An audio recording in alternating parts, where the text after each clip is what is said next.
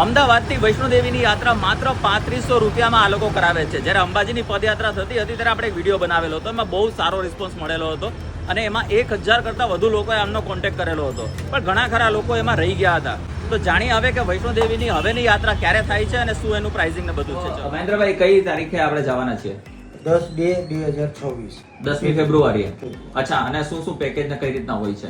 3500માં તમારે રહેવાનું, ખાવાનું, પીવાનું, રેલવે ટિકિટ બધું અંદર આવી. પછી કોઈને એસી કે પ્રાઇવેટ રૂમ કે કંઈ જોતું હોય તો એનો એક્સ્ટ્રા જે ચાર્જ 1000-2000 હોય એ ભરો તો તમને જે રીતનું ફેસિલિટી પૂરી પાડી. અને કેટલા દિવસનો પ્રોગ્રામ છે?